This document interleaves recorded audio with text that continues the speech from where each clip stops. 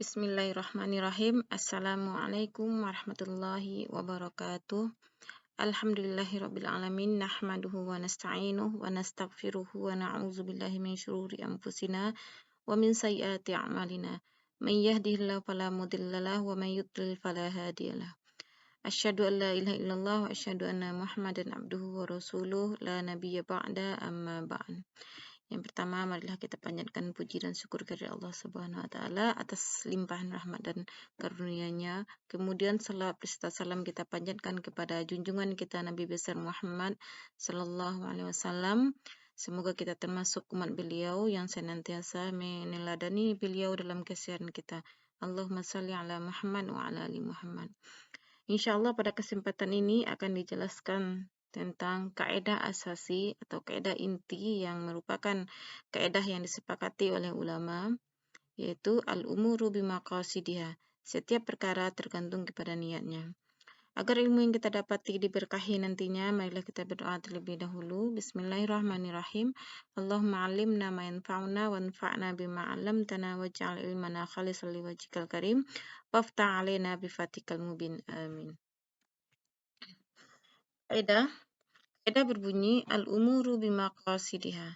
Setiap perkara tergantung kepada niatnya. Al-umur ini merupakan terambil dari bahasa Arab dan dia merupakan bentuk plural atau bentuk jamak dari amrun, ya, artinya urusan. Jadi kalau umur berarti diartikan dengan setiap urusan atau setiap perkara. Maqasid merupakan bentuk plural atau bentuk jamak dari maksad yang berarti tujuan atau bisa diartikan dengan niat. Secara umum, kaidah ini bermakna setiap tindak tanduk manusia, baik itu berbentuk ibadah maupun perbuatan tersebut berbentuk muamalah, mereka dihukumkan berdasarkan maksud atau niat dari pelaku. Hukum dan maksud sebuah perbuatan akan berbeda berdasarkan perbedaan niat pelaku. Penjelasannya, ulama menempatkan kaidah ini pada urutan pertama. Kenapa? Karena sebagian besar hukum Islam berlandaskan pada kaidah ini. Terkadang manusia melakukan sesuatu dengan maksud atau niat tertentu.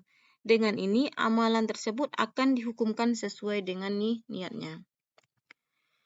Niat adalah keinginan untuk melakukan sesuatu perbuatan, dan letak niat tersebut ada di dalam hati. Ini sesuai dengan perkataan Ibnu Taimiyah, "Wan niyatu mahalluha al-qalbu bittifaqil ulama." Fa'innawa biqalbihi wa lam yatakallam bilisanihi ajza'athu niyatu bittifaqihim. Niat itu letaknya di hati berdasarkan kesepakatan ulama. Jika seseorang berniat di hatinya tanpa ia lafalkan dengan lisannya, maka niatnya sudah dianggap sah berdasarkan kesepakatan ulama. Itu kenapa ketika seseorang beribadah dan dia berniat dan niat itu tanpa dilafalkannya, hanya dia niatkan di dalam hati, maka ulama mengatakan bahwasanya niat tersebut sudah dianggap sah. Dalil kaidah yang pertama, dalil dari Al-Quran, ini terdapat dalam surah An-Nisa ayat 100. A'udzubillahi minasyaitonirrajim. Wa may yakhruj min baitihi muhajiran ilallah wa rasulihi thumma yudrikhul mautu faqad waqa'a ajruhu 'alallah wa kana Allahu ghafurur rahima. Yang artinya, barang siapa keluar dari rumahnya dengan maksud berhijrah karena Allah dan Rasul-Nya, kemudian kematian menimpanya sebelum ia sampai ke tempat yang dituju, maka sungguh pahalanya telah ditetapkan di sisi Allah, dan Allah Maha Pengampun lagi Maha Penyayang.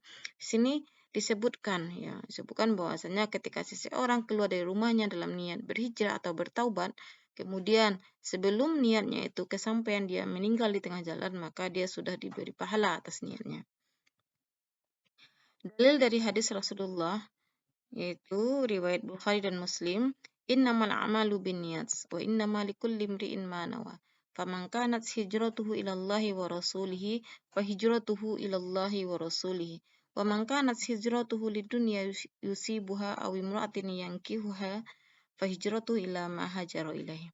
Sesungguhnya amal seseorang itu tergantung dengan niatnya, dan bagi setiap orang balasannya sesuai dengan apa yang dia niatkan. Jadi seorang itu akan mendapatkan balasan sesuai dengan apa yang dia niatkan. Barang siapa berhijrah dengan niat kepada Allah dan Rasul-Nya, maka ia mendapatkan balasan hijrahnya kepada Allah dan Rasulnya. Dan barang siapa berhijrah dengan niat kepada keuntungan dunia yang akan diperolehnya atau wanita yang akan dinikahinya, maka ia mendapatkan balasan hijrahnya sesuai dengan apa yang dia niatkan. Jadi ketika seseorang berhijrah dengan niat dunia atau niat atau landasan wanita yang mau dinikahinya, maka dia hanya mendapatkan hal tersebut tanpa mendapatkan pahala di sisi Allah. Selanjutnya hadis, ya ba'athahumullahu ala niyatihim. Hadis rawahu Muslim. Allah akan membangkitkan mereka berdasarkan niat mereka. Ya. Penerapan kaidah. Disebutkan bahwasanya kaidah ini merupakan kaidah yang disepakati oleh ulama dan ditempatkan di urutan pertama. Ya, karena kebanyakan bab-bab fikih itu dibangun berdasarkan kaidah ini. Yang pertama bab toharoh atau bab bersuci. Tayamum bisa mengangkatkan hadas besar dan hadas kecil tergantung kepada niat pelakunya. Sebagaimana telah dijelaskan sebelumnya, tayamum itu bisa dipakai atau merupakan cara untuk menghilangkan hadas kecil dan juga bisa digunakan juga untuk menghilangkan hadas besar dengan cara yang sama, ya. Tapi yang membedakannya yaitu niatnya. Yang kedua bab ibadah. Yang membedakan salat rawatib dengan salat wajib adalah niat.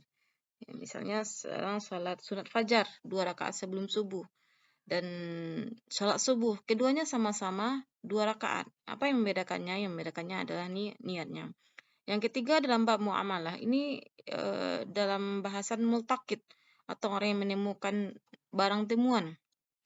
Dia dianggap amin atau orang yang menjaganya dan dia tidak wajib menggantinya jika terjadi kerusakan tanpa sengaja dan tanpa kelalaian. Ini apabila ia ketika menemukan barang tersebut dengan niat menjaganya dan mengembalikan ke pemiliknya. Apabila ketika ia menemukan barang tersebut dia berniat untuk memilikinya, ya, maka saat ini dia dianggap sebagai pencuri atau ghasab, ya. Dan ia wajib mengganti barang tersebut ketika barang tersebut rusak di tangannya walaupun tanpa sengaja. Sini kita lihat, multaqid ini dia dihukumkan, apakah dia dihukumkan amin orang yang menjaganya atau dihukumkan sarik atau ghasib pencuri sesuai dengan niat dia ketika menemukan barang tersebut. Apabila dia berniat ketika menemukan barang tersebut saya akan menjaganya dan akan mengumumkannya, dan ketika ditemukan orangnya saya akan mengembalikannya, maka ketika itu dia dihukumkan sebagai amin.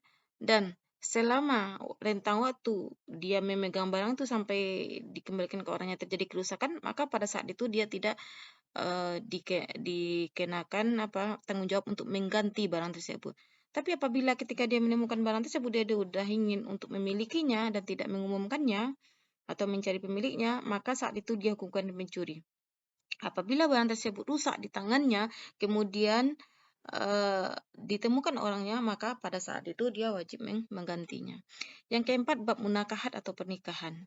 Menikah bisa menjadi wajib jika berniat menjaga dirinya dari kemungkinan akan terjebak pada maksiat. Dan menikah bisa hukumnya sunat ketika dia berniat dengan menikah tersebut untuk menjaga kehormatannya. Dan menikah bisa menjadi haram ketika dia berniat untuk menyakiti wanita yang akan dinikahinya. Ya, semuanya bentuknya sama-sama menikahi seorang wanita, tetapi hukumnya berbeda sesuai dengan niat pelakunya. Ya, demikianlah penjelasan kaidah pertama ini. Terima kasih atas perhatiannya. Silahkan eksplorasi lagi pengetahuannya dengan baca referensi lainnya. Dan untuk tugas resumnya minggu ini, silahkan didengarkan video ini baik-baik dan kemudian dibuat ringkasannya. Selamat bertemu di minggu besok dan selamat berdiskusi. Terima kasih atas perhatiannya. Wabillahi taufiq wal hidayah. Assalamualaikum warahmatullahi wabarakatuh.